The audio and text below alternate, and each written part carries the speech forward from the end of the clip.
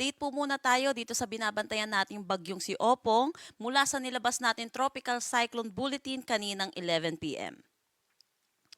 So itong si Opong ay nananatili sa severe tropical storm category at ito'y huling namataan kaninang 10 p.m. sa laying 660 kilometers east ng Maasin City, Southern Leyte. May lakas na hangin na 100 kilometers per hour at pagbugso na umaabot ng 125 kilometers per hour. Ito'y kumikilos west-northwestward sa bilis na 15 kilometers per hour. Mamaya po i-discuss natin yung track at yung mga signal pati na rin yung ulan na dulot netong si Opong.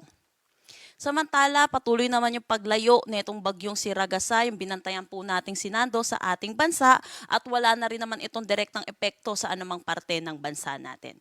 Pero patuloy pa rin ang pag-iral ng southwest monsoon, lalo na ito'y nagdadala ng mga pag-ulan dito sa western section ng Luzon. Para naman sa magiging track netong si Opong, inaasahan po natin yung pag-intensify niya into a typhoon category bukas po. At ito, sa nakikita natin sa ating track, puro letter T po yung symbol na nakikita natin dahil nakikita natin na bilang typhoon category siya tatawid ng ating bansa, patawid ng West Philippine Sea. So iba yung pag-iingat po para sa mga kababayan po natin dahil malakas na bagyo po ito. Dahil dito, meron na tayong tropical cyclone wind signal number 2 dito sa Northern Samar, pati na rin sa northern portion ng Eastern Samar. Signal number 1 naman dito sa Quezon kasama na ang Polillo Islands, Rizal, Laguna, southeastern portion ng Batangas, Marinduque, Oriental Mindoro, Romblon, Camarines Norte, Camarines Sur, Catanduanes, Albay, Sorsogon, Masbate kasama na ang Ticao Island at Amburias Island. So sa ngayon po, kikita po natin yung karatig lugar po natin dito sa Metro Manila ay meron na po tayong signal number. So inaasahan natin bukas po magkakaroon na rin tayo ng signal dito sa Metro Manila. Pero kahit meron na tayong tropical cyclone wind signal number 1, ay hindi pa rin naman po natin mararanasan yung ihip ng hangin netong si Opong. Kaya po tayo nagtataas ng tropical cyclone wind signal number 1 at ito po ay may lead time na 36 hours. So para makapaghanda po ang ating mga kababayan sa pagdaan po netong si Bagyong Opong. So ano po ba yung magiging dulot na ulan neto ni Bagyong Opong? So ngayong gabi hanggang bukas ng gabi, inaasahan natin makakaranas ng 100 to 200 millimeters of rain dito sa may Northern Samar at Eastern Samar. Samantala, inaasahan naman natin ng 50 to 100 millimeters of rain dito sa Sorsogon, Masbate at Samar. Samantala kung makikita din natin dito sa western section naman ng ating bansa, ito naman ay dulot ng southwest monsoon. So inaasahan pa rin natin ang 50 to 100 millimeters of rain dito sa may Zambales, Bataan at Occidental Mindoro.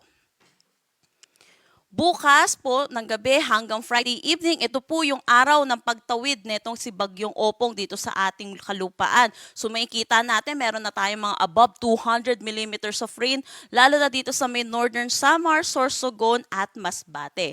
At habang patawid po siya, nakikita din po natin nagkakaroon po tayo ng orange which means 100 to 200 millimeters of rain dito sa may Albay, Catanduanes, Camarines Sur, Camarines Norte, Quezon at Marinduque. Inaasahan naman natin ang 50 to 100 millimeters of rain dito sa may Isabela at Aurora dahil nakikita po natin yung kaulapan din po niya ay magdadala ng mga pag-ulan dito po sa west-eastern section ng Luzon. Samantala, inaasahan din natin yung 50 to 100 millimeters of rain sa Bulacan, Metro Manila, Rizal, Cavite, Laguna, Batangas, Occidental Mindoro, Oriental Mindoro, Romblon, Aklan, Capiz, Iloilo, Antique, Guimaras, Negros Occidental, Negros Oriental, Cebu, Southern Leyte at Leyte. Pati na rin dito sa may Palawan. Dito po, ito nasa taas po natin sa Bicol Region at ilang bahagi ng Mimaropa, dulot po ito ng Bagyong Opong yung pagtawid po niya. Pero ito naman pong nasa Visayas, kasama na ang Palawan, ito naman po ay dulot ng southwest monsoon. Day 3 naman po, Friday evening to Saturday evening, yun po medyo nabawasan na po yung red po na mararanasan ng mga pag-ulan or yung above 200. Pero nakikita pa rin po natin, mataas pa rin yung volume ng mga pag-ulan, lalo na po nakikita natin yung Metro Manila, 100 to 200 millimeters of rain na po tayo. At inaasahan po natin, malaking bahagi din po ng Luzon ang makakaranas ng significant rainfall sa pagdaan po netong bagyong si Opong. So ayun po, ito po sa may Palawan, Aklan, Antique at Negros Occidental ay dulot naman po ito ng southwest monsoon. So iba yung pag-iingat po para sa ating mga kababayan, dulot po na posible mga flash flood at mga pagguho ng lupa, lalo na po sa pagdaan netong si Bagyong Opong. So sa nakikita po natin, yung weather advisory po natin, Friday po ang pinakamaulan pong araw natin. So sa ngayon, wala pa naman tayo nakataas na anumang gale warning sa anumang seaboards ng ating bansa. Pero inaasahan natin bukas magtataas na tayo ng ating gale warning, lalo na palapit na ito ng kalupaan si Opong.